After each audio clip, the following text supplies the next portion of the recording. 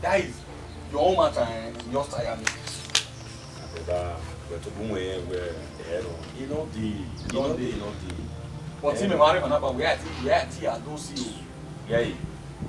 Me when we get out making a baby me ya sanzan you be ba izanzan ma check and say ma fa no uzanzan no ma mi go ba oga ma go gyoji Aba shekese anyenyenyenye anyenyenyo wawe mana de no nyogi omomonia imia do wonu gweba no time do not do then no brossi go get imanda wawe mana awo be we to tire gbari gbogbo no ba ni asi de no to ala de no ka me no go ge wo agbe me Iman boy dan. Who is you we wa crossing boundary. If I don't beat you, I don't be your boyfriend oh. Your boyfriend we ya boy.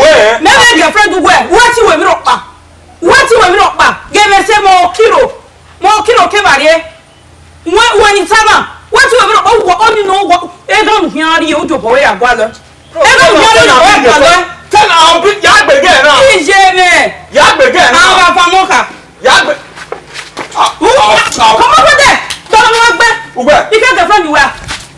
Yeah.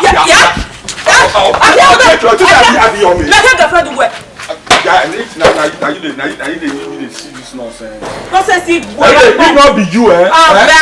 This nonsense. I mean, I let him be now. If you get friend, you want to be over. Mommy and I go more. A bagger you are pass way. We are who? We are going to be baby over now. Where far back war. Our men, Ole Morocco, ever, many a bother you, where far deep fair way.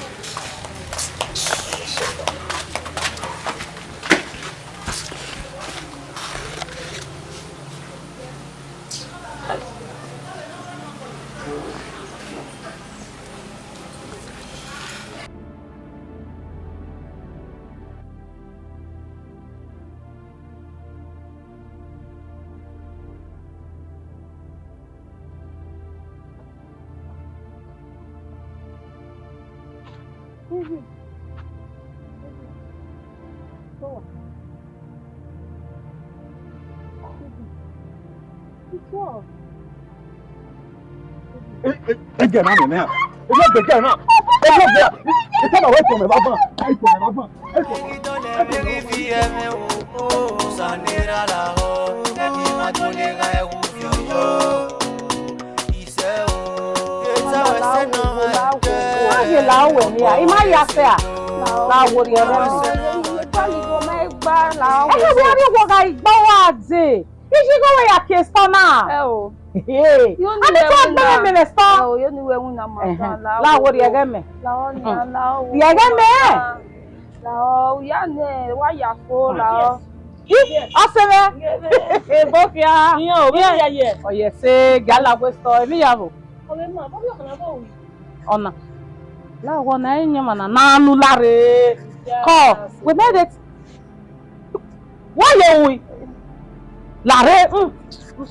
Sorry, Anna. Oh, you know where to women are fat and wear Tota, Madame, if I say when I don't right to her. Ah, men, I know what. Tota.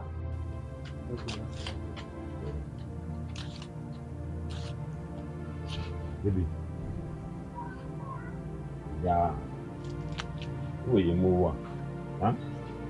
I will never in your war here. Eh? Now, what do you know? Why, when you knew why we no row a honey, again or not quite the of your day. Why we no row cannot do a hammer way, baby lao, who you move. And the moving yet devil with the beware. Who they will bear down again, eagerly when we was on our woman. Yeah, we know what mobile says on my way. Mama, I understand the man. Because the relationship, I understand the woman. Relationship, or it goes straight. I don't understand the woman. Relationship, I mean love relationship. Boyfriend and girlfriend. I say I love you, I love you. No. Me on work here. Ni majena na obi bigo. No na kwale no straight. Ni make waro kaganya de umai go or straight. Umai yeah, me so na meta mo way I love you. Because I love you. I agree. No man understand the man or see the man about understanding relationship. Oh, I love you. I love you. Any give me no, you will be motivated that. You woman no la we na no woman we larry. Me love you now. You walk back.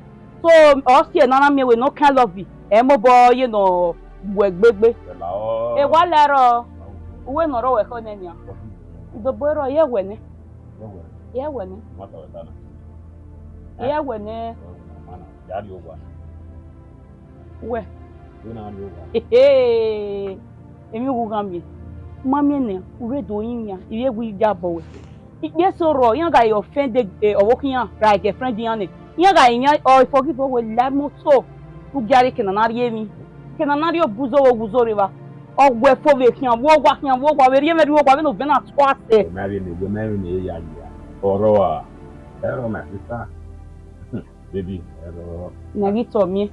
I will grab you over. Now, here, now we know who we know, but we know why it was said. Where here, near? I'm beside you. Yeah, we will here. Baby. Je me crois. Oh, warrior. The maid over the bay were nowhere. Ya oba of ade only when the ade ni color. You know to na be ba where o wa won wa be wa we we. Ibe do pecho we do say Ma. Mama sha. O se me. We o kan ni ba bo gele o. Me fa. You go registration when no re me. You agreement. O ma re me. When again you no stay cable.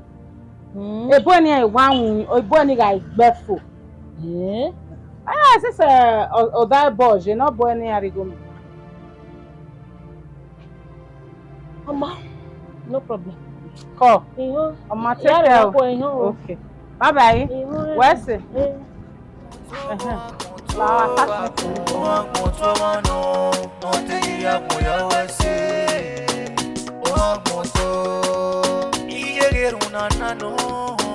Irunanano, magitale me fieme nia.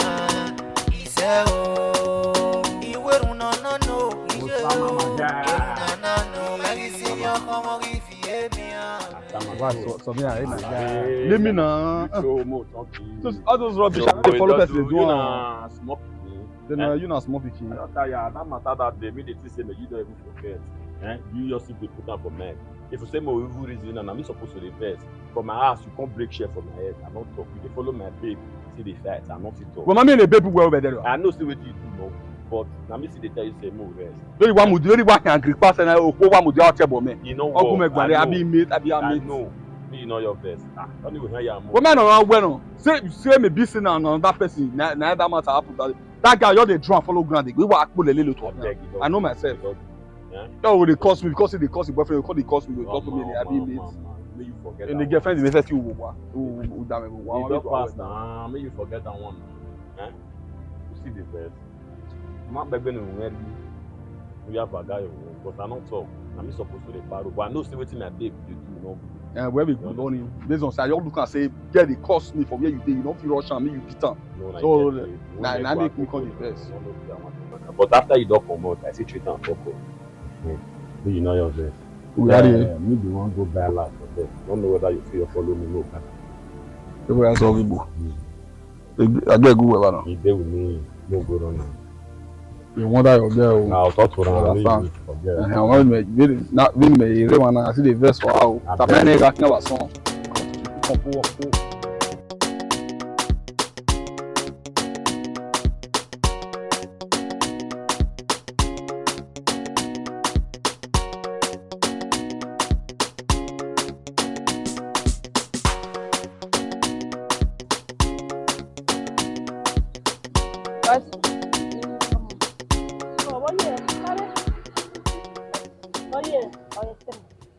When I have a store, they may get yes. I walk for a better. What one more boss? Mami go yak bagreement or sema. Mami go yak bagreement. O se me wo mami go yak bagreement owo. Nupo give her. Or where your wad agbu e, o wa agbo gine. Iye me gbo where you do gbo be store. Egbe me ri o keke a. We no ku. Okwa wa agbu gbo wa ya uja we jeje. Agbo ko we ri o Mama, ime ra ime je. Ime me ke mi abia abia. O se ni na gbo e opa ni ro. Na lo me we ri o. Oma. E no sunu akwe. Udo to takre me be store wa. Yare. Okay. Oh, Come on. oh, wa be ri na, wa izo so ri na. Sabe que ni bali na any job ya be me yare ra. Come. Akwe. What's the call? Oh.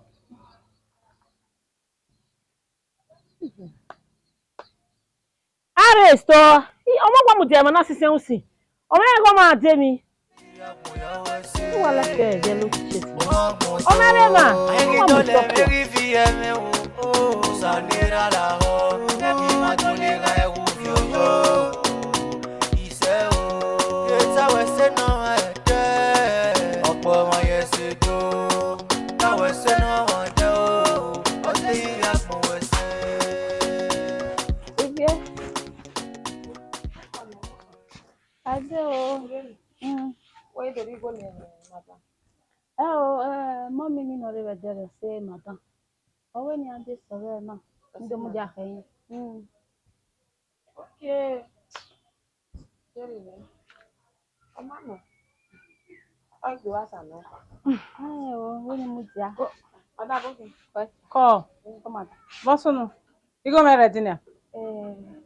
Mommy ni owe ni do mu ja khayin be sore na. Okay, ogele calling me bo gbe fi o to tai ba ho e no. Come on. Yo, ife mi. Laro ga neru.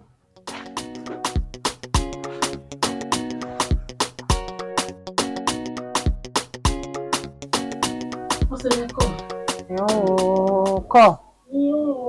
Egbe wo. Yen mo ra se me.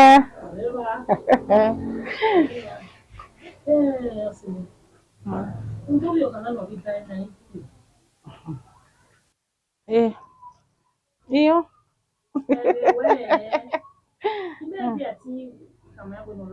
What is it? Miefan.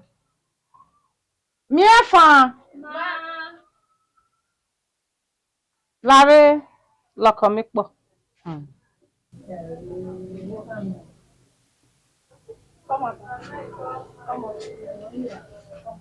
Ora, te we to tota. Tota.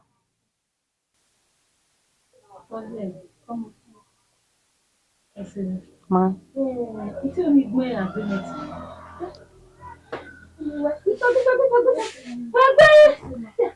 We se gbe. Ọma, mi no sunu. Iga agreement ni okpari o ari emewo. Emi ke na dele. O ya dele ore. Na mo ya zozo wo vene. Uri ni go no ya dele ore. Ko we se gbe.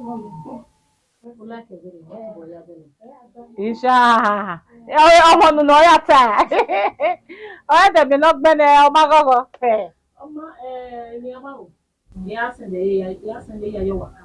Okay, no problem. Walero. Wese.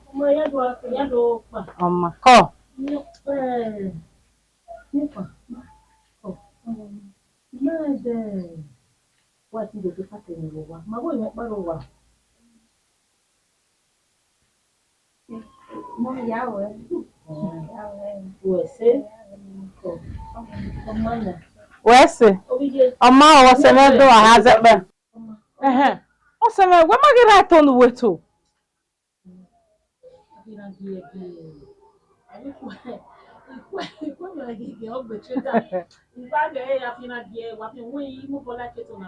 Okay. Ọma no wala. Walero. Ko. Take care. Wese.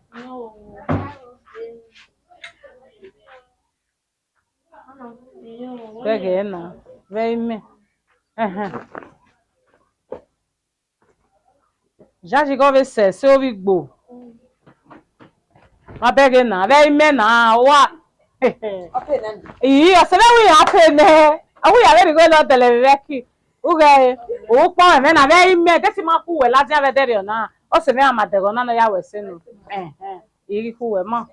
O wa wo. Ko. We find any soak ya we no tano. We be egwefere, well no ya complicated.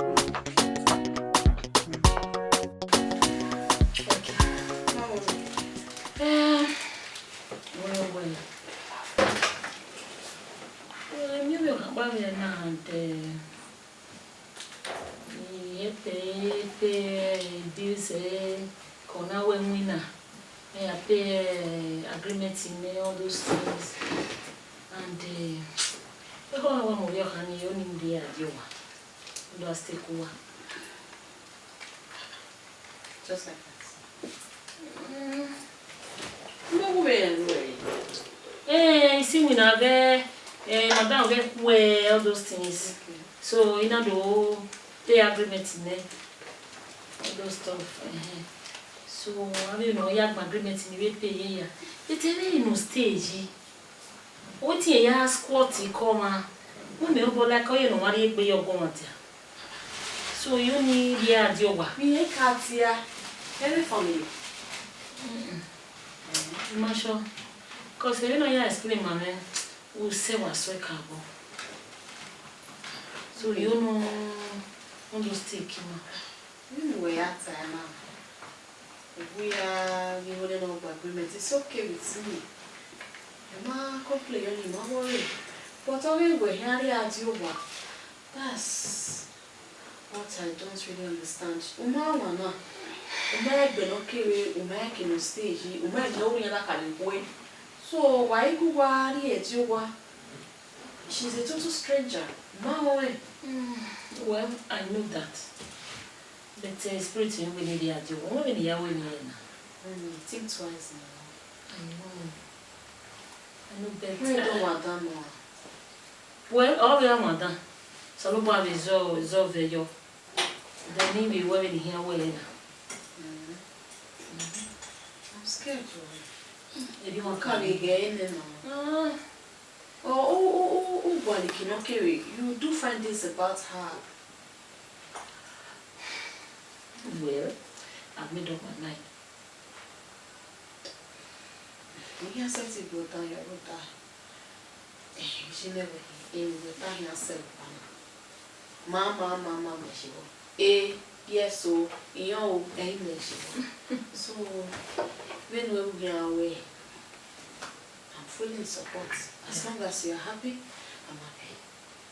So what do you matter? Thank you very much. So no problem. Mommy, yeah, I will go away. I will go away. I will find this about the I'm a deck with my kiri. No, you have to leave your wife. Okay. So no problem. What's it about? Only wala. What really the stress? I want your money. One year, Mommy, remember him. Osarobotv, you are doing well. Ikabogo is doing well in the business and living well. Why Osarobotv we have the honorary banner? Who be call a look we need. Then why can't we expand? Why can't we expand? They quick about anyway. Oh, mommy. We'll do our best.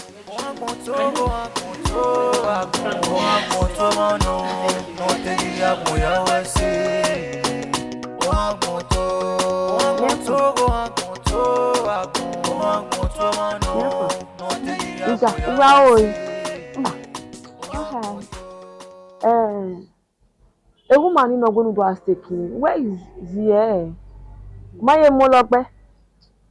Yeah. If you ewa na maybe the here. Maybe here can Osama Iku The man understand the way. The man understand the way. Osama where you want? Other for when no. A boyfriend. We don't boyfriend. A woman no one go no pa mo fi. I want to do taking 1 minute. Everybody want me no no. Eh? Already o. when you were more fear. Ima when we very me jena me no say kira me je me na. E woman ni akama me we do taking. Ulule e be ta gba ya pa bo wa. E a stake. A ba no akon. Ya stake. Hone. Oni abi na ti every time I say me ya tamopia. Every ya tamopia. Hone. Nyeme no time. La do mo we for na yo mo no are je. E we woman no nya we wu danu. E me yo pa na wu na no la o. La do fi se. Oma ni do sale jo.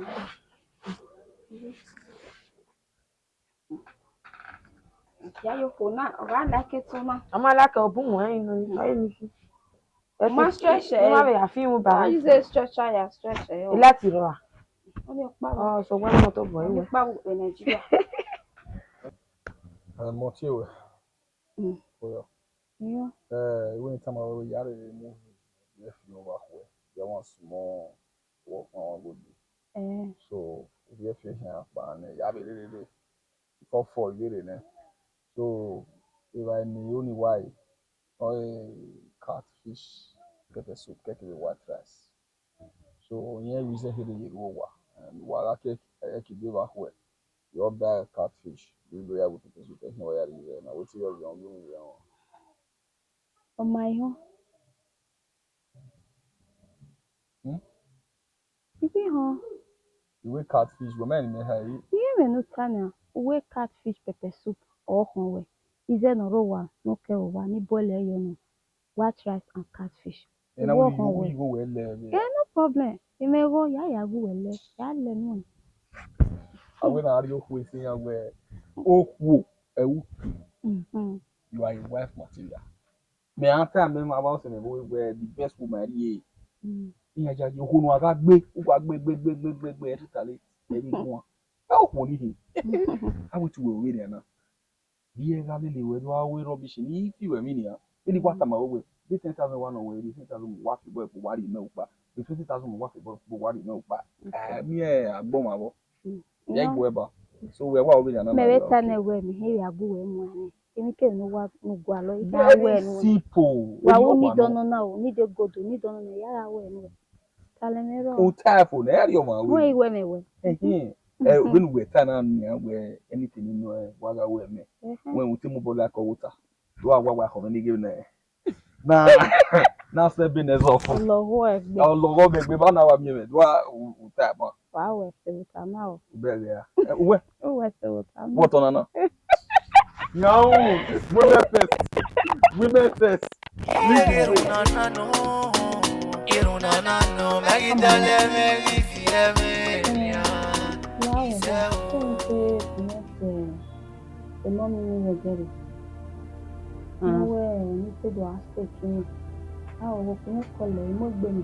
Where we been? Me fa we sure.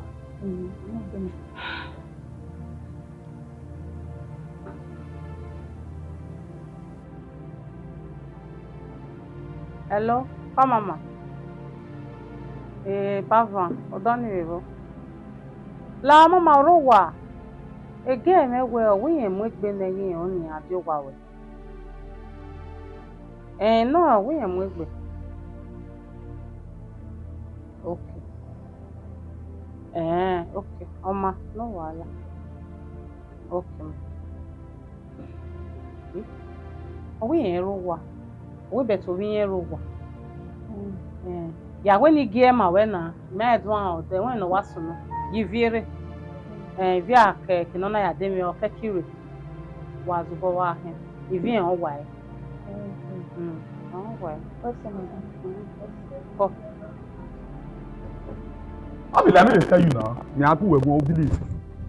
The reason why I make Ben now, when they make me repeat every day, go because we won't go back way. And the time I will go me run banana or killing this thing when I'm married. Married now. Married. Was a be, already. My, you know.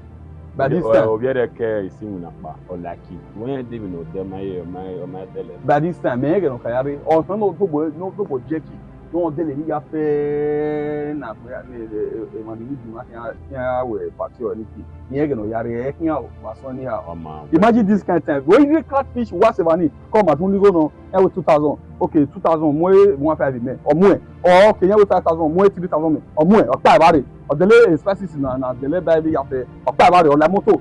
Or la tête or drop it or not drop it or la moto or you wa go one and okay, you are little right. Or what you over your everywhere now, everywhere. And where the men in store?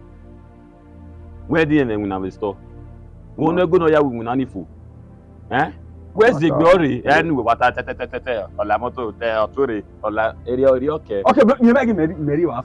Oh, Nariva, Mary was. The big when you or banner or running in the way. You can't nature. I'm gonna be better to part of my way. The reasonable to panels then you marry. Come here, go to Peru de Vena. So I like to go when do the Peru de like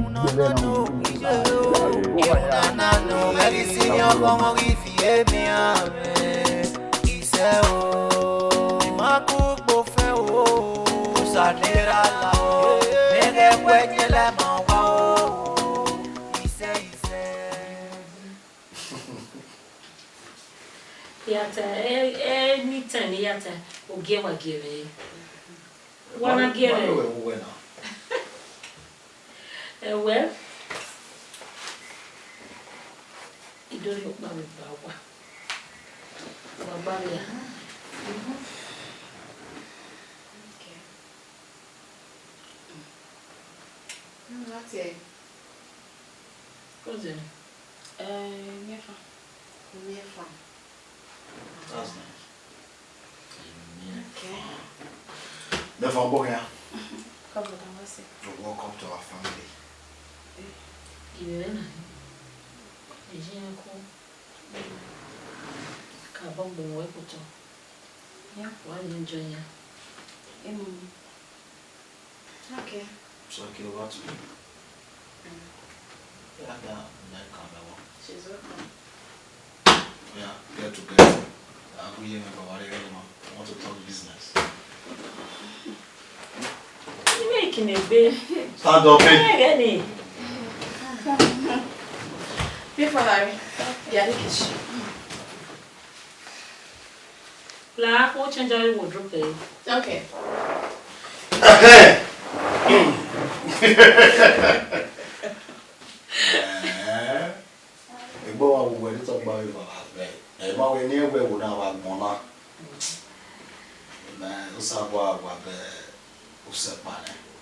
Oh, sure.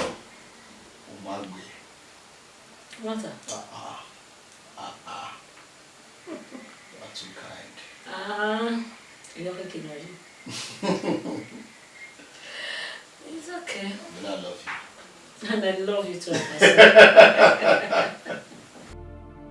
Then, except for we, you want to do you are. Again, me funny. Ye bogona, ye be, ya joy tattoo. You may ye ya very away. Because essentially those see temptation and never as soon. Essentially, it's a very temptation. But you can't wish you can. Actually, They know Ekyoiji Kenero Ade Ekyoiji. Can you imagine where as where this piano as in where can we are reason? Omamare Tisensi. Opa we beso hamame where already. Omamare umaye no na or no ya gwalo. They tell me soon die, no make na do they catch fish reason normally or here or can no you go for who are when who for na know I want live that. Okay, they catfish you know where the main party to me before you get to my where they catfish me man you are. I do maybe no ya come every no me do ye to. You no ya come every way na they catfish me. Or when I want to wa wunya. Or call ya le catfish you. I will eat my catfish. Yeah, you and AK and if are get no wood. What can everywhere? Yes, because catfishing is important than my girlfriend. When we are getting on with me, that give me every time no be Gemino. Do we have Gemino? I don't forget about that one. Who made it me soon that Okunu Baruba 1 year hoy. What is not rubbish? What is not that? Because we made catfish no ye dig here. Maybe you get a catfish here is Bota. Oh, yeah, do young Amoen Wakasan. You for no seven. Catfish the sweet body. Now you know that's why I'm a plan. Why? Every lemon, my brother, who get out to Donny because we wanted to one suffocating everyone. The catfish they second the catfish. I'm here 2000, I'm here 3000. There or phone any fan. But then me fact back because sometimes I'm hear me what you see 4000, you see 5000, you see 10,000. I'm hear me. When I'm go, you put me pay me for what you call them. The rest is yafe all work where you make it up by show by anything or yari abogona I will drop to follow your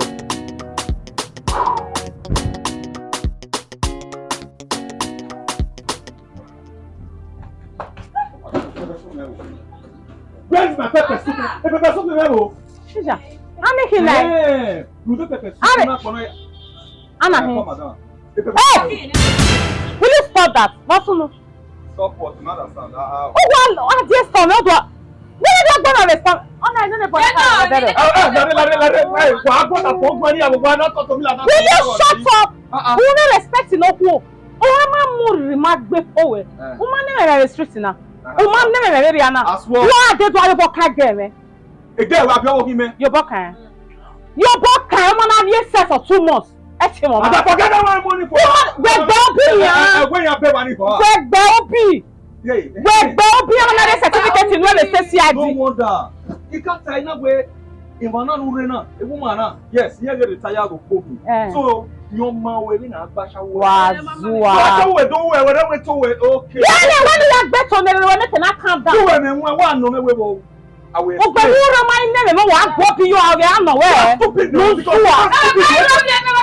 yeah, what you get? I mean, you are poor at that moment.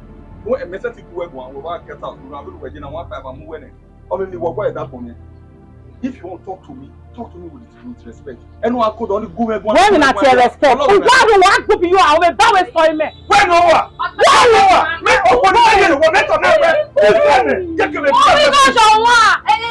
Muzia, very came in Oria. What is selling a more? Where's Senate? Shut up! Go, come back. Go, Piano Lele. What did I tell you? Oga,